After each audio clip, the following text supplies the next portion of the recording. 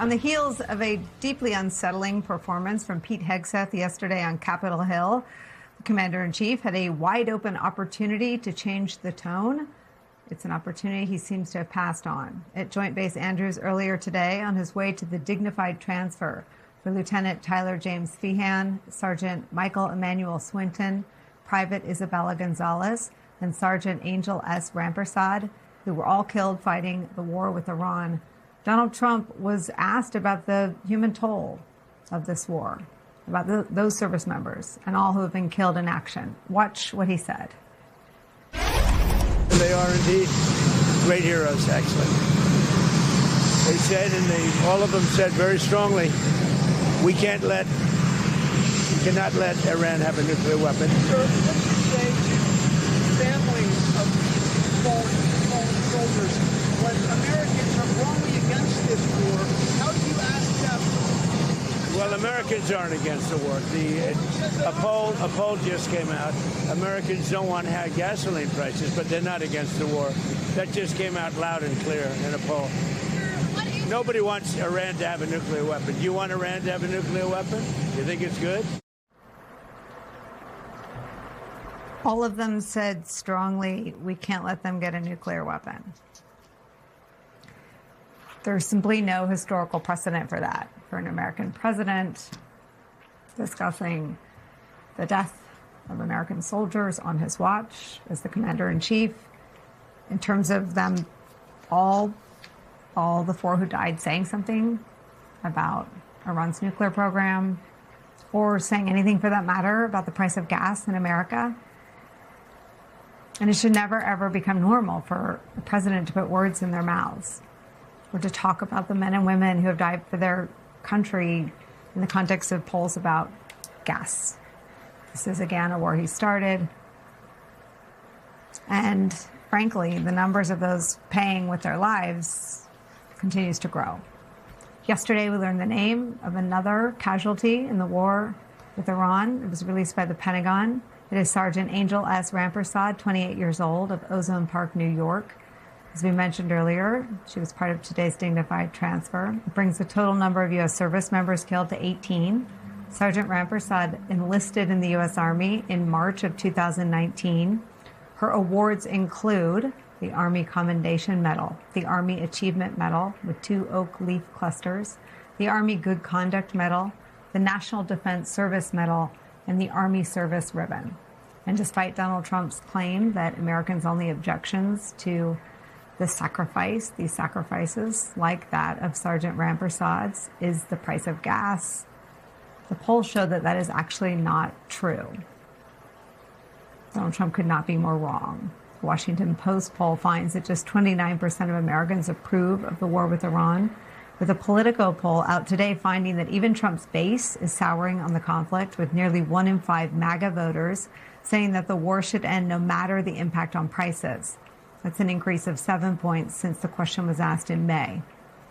Donald Trump's callousness and the senselessness of the war driving away even Trump's own MAGA support is where we begin today with some of our favorite experts and friends. Retired U.S. Marine Corps Lieutenant Colonel Amy McGrath is here. Also joining us, Paul Rieckhoff is back. He's the host of the Independent Americans podcast, the founder and CEO of Independent Veterans of America. Also joining us, Media Matters for America President Angelo Carusone is here. Amy, your thoughts today? Well, just from your intro, I think it's really important that people know that Donald Trump does not know these American service members personally. He's just flat lying when he says that these folks, have said that the things that they've said. That's just not true. And he's implying that all members of the military who are active duty and are over there are for this war. And that is not true either, okay? And that wasn't true in Afghanistan. It wasn't true in Iraq. And for a president to say those things, again, is just, again, it's just a slap in the face to everybody that's served. Paul, I want to bring you in on the same question. Your thoughts to what we've seen today. It's a somber and humbling experience, and one that I'm glad the country hasn't turned its eye from. I know it's summertime and people don't want to be focused on the news, and a lot of folks are checked out, but you need to learn the stories of these young soldiers who were taken from us far too soon. I'm glad you mentioned the name of Angel Rampersad, 28 years old, from here in Queens. You showed her face. That is the human cost of war. But what Trump's doing is one of the most dangerous kinds of propaganda. To say that he knows what those soldiers thought or felt, and to blur the separation that we've worked hard to create between our people and our politics. Our troops should be insulated from the politics. We worked very hard to teach this country after Vietnam to separate the war from the warriors. What he and Hegseth have tried to do in the last 24 hours especially is ram it back together and make it seem like he's got a MAGA army and everybody's all in and they're all signed up to just fight in his war in Iran. And that is very, very dangerous to our national security, to our recruiting, to the civil-military bond that exists in this country. And I think it's a sign of desperation, but we need to continue to call him out on it. And also, if he cares so much about our troops, where is the VA secretary? We heard yesterday from the Agriculture Secretary. We've heard from Hegseth. Why haven't we heard from Secretary Doug Collins about what he's doing to prepare the Department of Veterans Affairs for a whole new generation of wounded and a whole new generation potentially of kinds of wounds? We know we weren't prepared at the VA after the last two forever wars. They may not be prepared now. We need to hear from him on budget requests and just the fact that they exist and whether or not they'll be prepared to take care of a whole new generation of wounded. Well, I mean, Angela, let me bring you in on that, because the New York Times' Eric Schmidt, who happens to be one of the 5 New York Times journalists who was subpoenaed for his reporting on the Qatari-gifted Air Force One, has reported that there is a cover-up underway, that the Pentagon isn't even releasing information at this point about the injuries. Yeah, and I think that we should put that into broader context because it makes it especially messed up. In some ways, Trump putting his justification for this war into the mouths of those who can no longer speak for himself is actually quite consistent with the policy of disrespect and disregard that's in practice here. Because at the start, they haven't had a briefing from the DOD, from the podium, since May 5th. And that's bad enough. But we also know that they are closing off access to journalists. They are cracking down. I mean, Hegseth and the Department of Defense are working with the Department of Justice to crack down on what they consider leakers and anybody going outside of the policy to share information. So on the one hand, they're suffocating the information pipeline, just basic nuts and bolts about what's happening. And then on the other hand, they are going after and stifling and targeting the very types of individuals, not just the reporters, but also the people that will be getting this basic information out there. They're also attacking them. And so this notion that somehow there's this coordinated cover-up, it's par for the course. They are trying to control the narrative. And in this case, the way that they're going to control it is by erasing it, by pretending that it's not happening, so that they can polish up the little bits that come through. They can paper over the few cracks that we're able to see as a result of some of these leaked information coming through. That's the context that this is taking place in. And so Trump gets out there and says this thing, just like some of the other stuff he was posting last night. You know, in the absence of all that other information, there's a real chance that this stuff sticks. And that's why I'm so glad Paul made that point, that we should continue to call him out for these things, and needs to be called out for these things, so that they don't get total control over the narrative.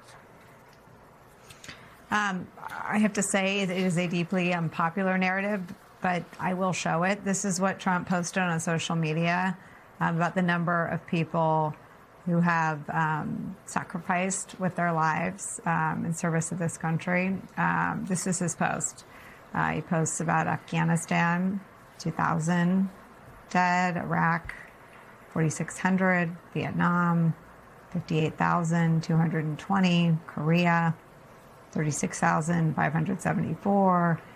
And then he adds Venezuela and Iran, which he calls a military conflict. And I'm not sure, Amy, that I know the point of this, but if he's going to just put a number, I'll go ahead and take the opportunity to tell another story. This is Tyler Feehan's family's tribute to him.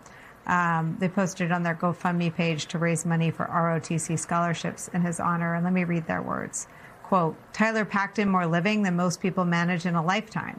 He chased adventure relentlessly, whether it meant reaching Everest Base Camp or walking the Camino de Santiago across France and into Spain. As a leader, he never wavered in putting his soldiers first. He believed deeply in the power of militant person. discipline, leader behind him to see the good this country still holds rather than and needed sentiment. Yeah, it really is. And I think if you take a step back and recognize that America owes its troops, the men and women who are over there risking their lives, owes them leadership that will make sure that this sacrifice is worth it. So when I listened to Pete Hegseth yesterday at the hearing on the Hill, any criticism or blame for the failures of this Iran war, he turned it around and said, well, you guys are blaming the troops or you're unpatriotic.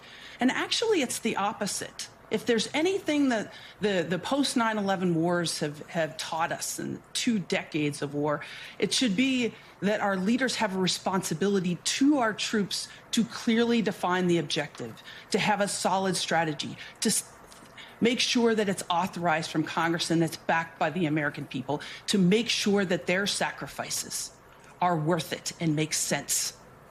And we don't have that right now, and that's why this is so tragic. For a year and a half now, we have seen Trump's allies grasp at straws in their attempts to go after Trump's perceived enemies. They raided a man's house in the middle of the night, publicly accused him of being part of the deep state, and charged him with felony assault, all because he threw a Subway sandwich at a federal agent. Remember that? I mean, that's obviously hardly a deadly weapon. Prosecutors tried to claim that the agent could feel the impact of the sandwich through his bulletproof vest. They indicted former FBI Director James Comey on charges of threatening the president's life just because Comey posted a photo of seashells on Instagram. They've accused a whole list of Trump's perceived enemies of mortgage fraud for doing something multiple of Trump's own cabinet members have done themselves and which Trump has done himself. If it weren't so serious, it would all be pretty freaking laughable.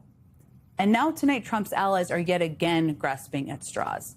This time in an attempt to gin up something they could try to use against former special counsel Jack Smith.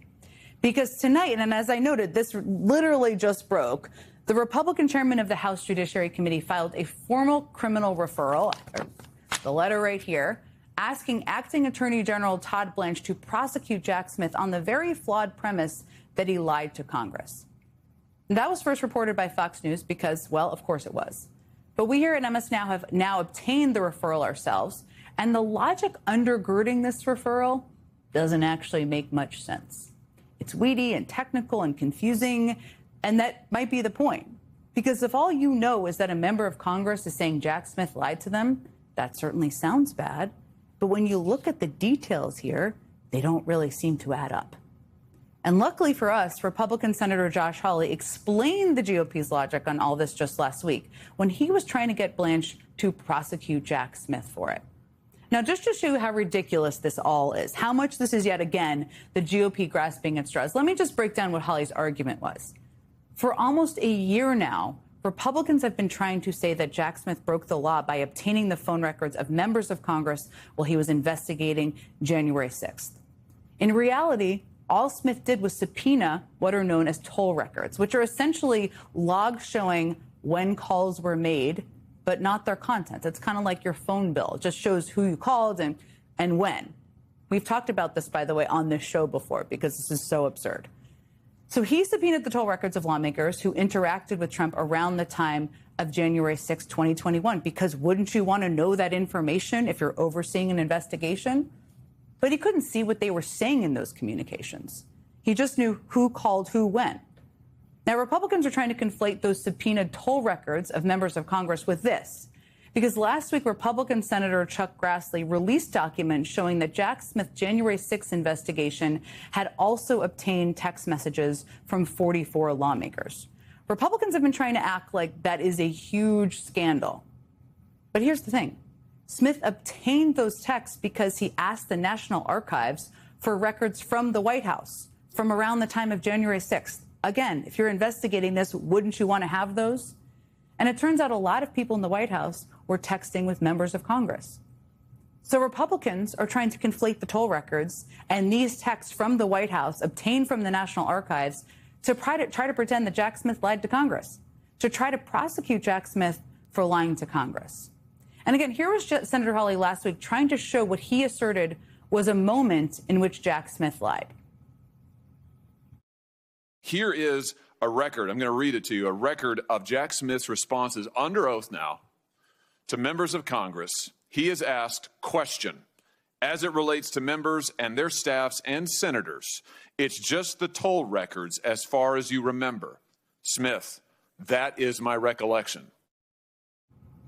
Now, the gotcha that Hawley is going for here is that he's trying to say that Jack Smith lied to Congress by saying that the only communications of members of Congress he subpoenaed were the toll records. But that is the truth. He didn't subpoena any text messages from any member of Congress. He got texts of White House officials from the National Archives. And surprise, surprise, everyone, people in the White House text people in Congress. Now, the biggest reach they are making is that they are conveniently ignoring the full text of what Jack Smith actually told them in his deposition. They are just trying to twist his words so it seems like he is lying when he isn't. I mean, here was the section of Jack Smith's deposition that Hawley presented last week like it was some sort of a smoking gun. To make it clear as day, we are going to put the actual text of what Jack Smith said in his deposition up next to Hawley so you can just see what he left out. Watch as he just conveniently skips over the fact that Smith was answering a question specifically just about the toll records. Question, did the records that you requested include the content of text messages? Smith, answer, no. Now, maybe there's some nuance I'm missing here. Actually, I think there is quite a bit of nuance you were missing there, Senator Hawley. And while Jim Jordan's new criminal referral gives the actual full quote of what Smith said, this is still spin. It's still grasping at straws. Jordan writes tonight that they believe Smith's answer to Congress were, quote, half-truths. I'd say that the real half-truth appears to be this criminal referral itself. In a statement tonight reacting to Jim Jordan's flimsy criminal referral, representatives for former special counsel Jack Smith said, quote, the referral is made not because Mr. Smith made a false statement, which the letter concedes, but because he did not proactively disclose information that was not responsive to a question asked. This referral reflects a chilling eagerness to weaponize the justice system by attacking a career, nonpartisan public servant who faithfully and fearlessly performed his duties by following the facts and the law. Joining me now is MS Now Justice and Intelligence correspondent Ken Delaney. And again, we just got this letter. Ken's very smart. He's been reading over it. Let me just start by asking you, Ken, we tried to do our best summary there. What do you make of what Jordan is alleging in this referral? Look, and this is not a partisan statement. I'm a reporter, Jen. This doesn't pass the laugh test. This is such a stretching of the facts here. Let me just read you a response that I got from Jamie Raskin, the ranking Democrat on the Judiciary Committee. He says, in part, this referral, if ever brought by a judge, will get laughed out of court. But success on the merits is not the goal. It is meant to harass Jack Smith. It's meant to please their Fox News viewership. It's meant to whitewash their own participation in a scheme to overthrow our elections. Look, the bottom line is you can't charge somebody for lying because they weren't asked the right question. Now, maybe we all wish, maybe Jack Smith wishes that he had amended or added to his answer about the toll records. And by the way, I'm not saying that we didn't obtain any text messages throughout the investigation relating to members of Congress. And maybe he didn't even remember because this was not a significant part of the investigation. As you said, this was a subpoena to the National Archives for White House records. And in those White House records were contained text messages from members of Congress. And there's a whole procedure that prosecutors have to go through when they're figuring out whether they can review any records related to Congress because there is a legislative privilege. There's a speech and debate clause. And the Smith team went through all of that. Jack Smith talked about that under oath. He said he followed all the Justice Department guidelines related to that. And you can argue about whether they went too far, whether they played fast and loose. But the idea that Jack Smith intentionally lied under oath based on this set of facts is just ridiculous. And Jamie Raskin is right. This will get laughed out of court. Now, the thing we have to be concerned about here is we've seen this movie before. The Justice Department has charged James Comey with lying in a very similar set of circumstances for statements that don't really track a question that was rather confusing. And so it would not surprise me, actually, if this Justice Department ended up charging Jack Smith But if they do, that will be a ridiculous moment in American history, Jen. Yeah, I wanted to ask you about in terms of kind of what happens here. I mean, this to me feels like a big PR play, right? It's, they want to get attention. They want to throw in some credibility. Jack Smith just did an hour-long interview with our colleague Nicole Wallace a few weeks ago. Doesn't seem like a coincidence to me. Who knows? I would also know that one of the documents that Senator Chuck Grassley released last week showed that Smith's team discussing sending the lawmakers' texts they got from the White House and National Archives to Trump's defense attorneys years ago. As in, Chuck Grassley released documents acknowledging that this wasn't a secret, this was known, just like the toll records were known because they were literally in the report that was released by Jack Smith. Maybe people didn't read the report. But what do you think this is all about? I mean, is it a PR game? Is it more than that? Is it trying to take Jack Smith off the board? What is it about? It's certainly a PR game, and it certainly is an effort to silence and intimidate Jack Smith. I mean, he's been very clear about the pressure that he feels he's under, and people who work for him have been fired and purged from the Justice Department. I just fear that it could be more than that, that we could actually see a criminal case arise from this because we've seen that kind of thing before. And this Justice Department has proven itself capable of contorting itself to file criminal charges against the president's enemies. And there's no greater enemy, let's face it, in Donald Trump's mind than Jack Smith, the man who did try to put him in prison. That was Jack Smith's intention. Let's not, make no bones about it. He filed very serious criminal charges, and he has said publicly since then that he believes Donald Trump was guilty of those charges. He could have proven those charges in court, and they very possibly could have resulted in a prison sentence for Donald Trump. So, I fear that it's more than a PR campaign. And to your earlier point, you're absolutely right. Of course, this was disclosed to Donald Trump's lawyers. In discovery, all the relevant documents in a criminal investigation have to be turned over to the defense. That's part of our system. So the idea that they're just discovering this now, the Republicans, and that it's this grave scandal, it just doesn't seem logical, Jen. And Senator Grassley released some of it. Okay, so release some of the correspondence about it.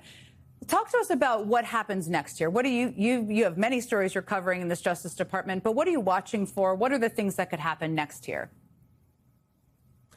Well, we'll watch for signs of a grand jury investigating this matter. And, grand juries are secret, so we're reading tea leaves, and we may hear from people inside the Justice Department who are very concerned about these kinds of political cases.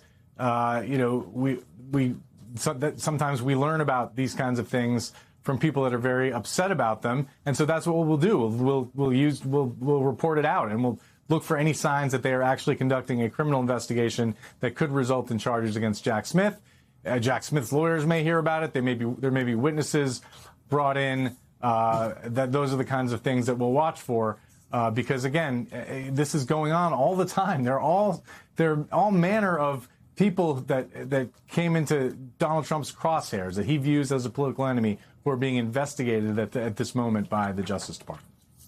Ken Dilanian, thank you as always for your tireless reporting and being able to consume and digest things so quickly. We appreciate it. With Donald Trump's Justice Department under strain, and not just from what you might say is the legal community, which has clashed with this DOJ, or Democrats who are the opposition party, we're talking about very conservative Republican senators who are saying if they don't change gears, Donald Trump's nominee for Attorney General won't get confirmed. This is, of course, the acting AG, Todd Blanche. And this is pushback at a time that actually matters, where senators have leverage. Now, this is following a meeting with Blanche. Epstein survivors have said that even though he had to be forced in that meeting as one of the terms from one of these senators, a Republican, by the way, to even get the nomination vote, they still don't think he's up to the job. And they are urging the Senate to oppose and block his nomination. Now, the Republicans who are, of course, key here are the names you might have heard because they lost their primaries when Donald Trump intervened, Cornyn and Tillis. Now, the letter to them says survivors received an hour of deflection, interruption, and gaslighting. Blanche showed no remorse, and that it felt like a box-checking exercise, and a vote to confirm, they argue, would at this point feel to them like a vote against sexual assault survivors. Now, that is just one of the lines of pressure. There is also both of these Republican senators trying to get a commitment, something real or in writing, to get Blanche to fully end once and for all this controversial, currently frozen MAGA crime fund. Now, we have more on that tonight as well, but the bottom line is we hear this narrative about how Republicans never stand up, and I would tell you that narrative is true on most issues most of the time, but not all the time. Neither of these two Republicans, as of this hour, as of right now when I'm telling you the news, have committed to voting for Blanche, and they could end his nomination. Now, here was Senator Cornyn speaking out about all this today. The problem is, if you're going to serve on President Trump's cabinet, he's going to try to bend you to his will as much as he possibly can, and the Attorney General needs to maintain some level of independence because he represents the entire country and law enforcement, chief law enforcement officer. So we still got some work to do, but the markup isn't until the 30th, so we have some time. Fact check, true. Maybe late true, maybe partial true, because these senators, including Senator Cornyn, have not exactly been paragons of independence, of doing the standing up to Trump that he just described as necessary. He didn't do it. In fact, it was his only infraction in Trump's view was years ago being critical of him. But as a voting MAGA Republican, he has been in lockstep with many, many things that Trump has demanded of this party lately. Now, Blanche faces court losses and the other big issue I mentioned, which is his effort to set up something that, best we can tell, is unprecedented, illegal, and a terrible idea, the billion-dollar crime fund on Trump's behalf.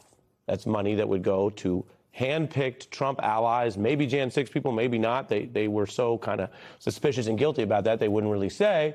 And that thing has been blocked in the courts. It is probably illegal. I say that was unprecedented, so it's not like we have a Supreme Court ruling on anyone ever trying this in the past.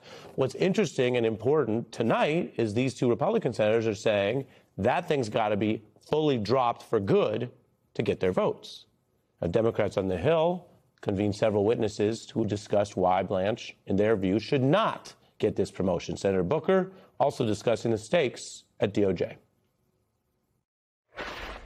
We have witnessed over the last 17 months a systematic dismantling of that ideal of integrity, not through a single act, but through a pattern, bending the department away from the Constitution and toward the personal and political interests of one man, facilitated by the subservience of another.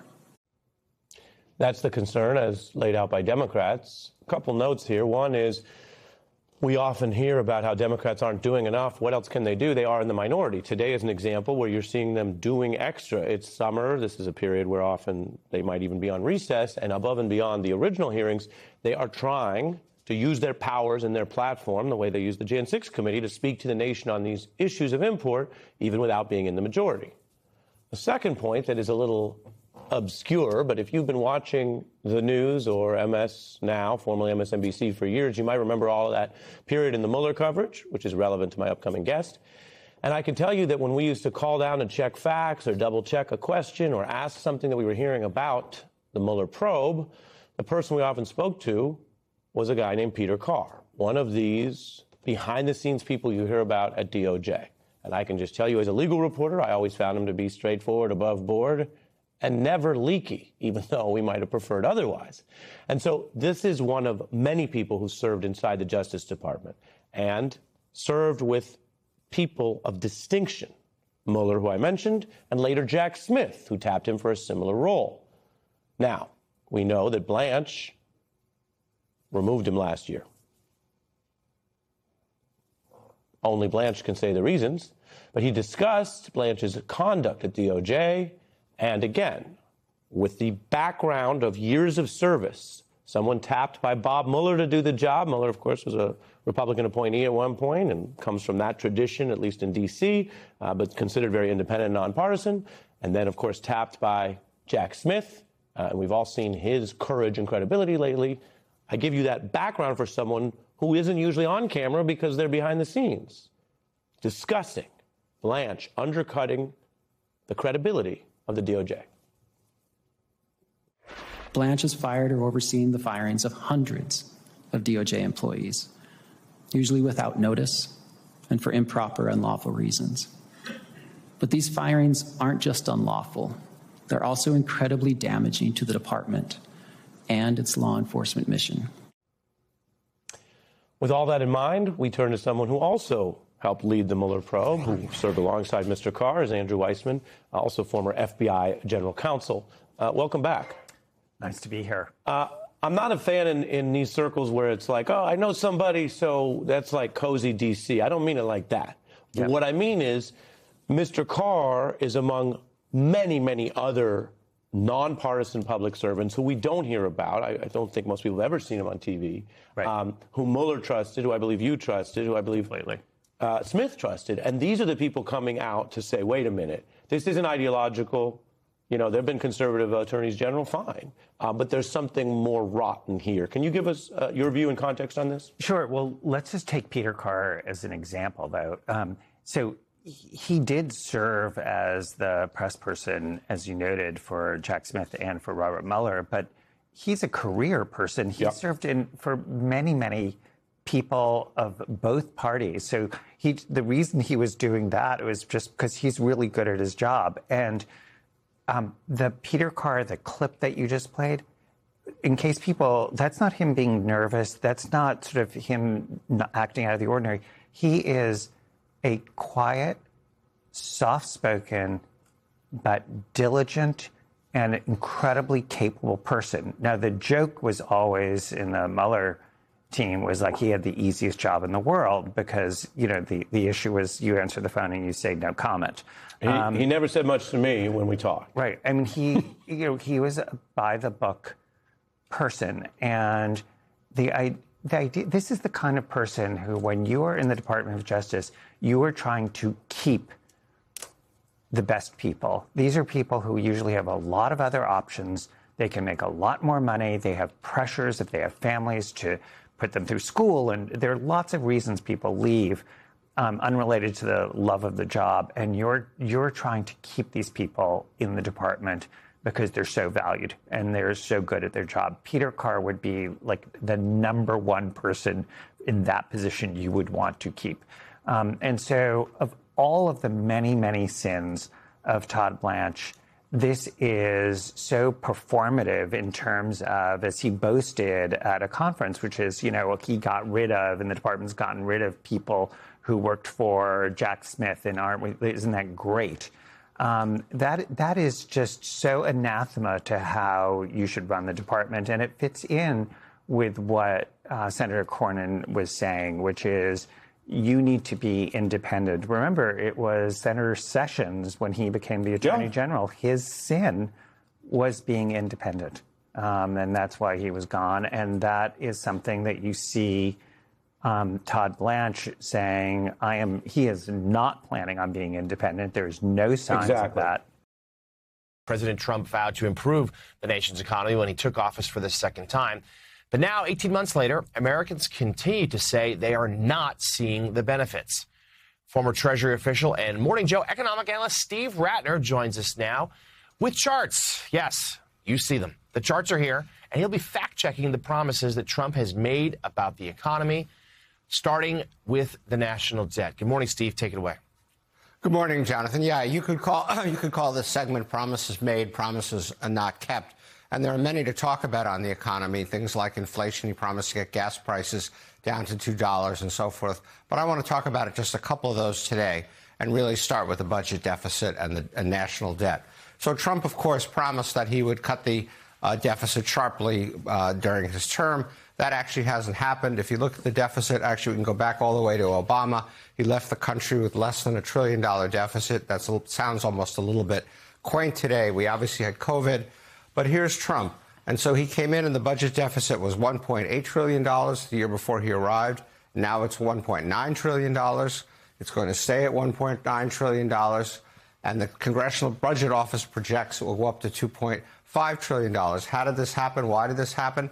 A lot of it is the one big beautiful bill. You'll remember the tax cuts that Trump put in place, which he said were going to juice the economy and get growth going, and that they would, in effect, pay for themselves. None of that has really happened.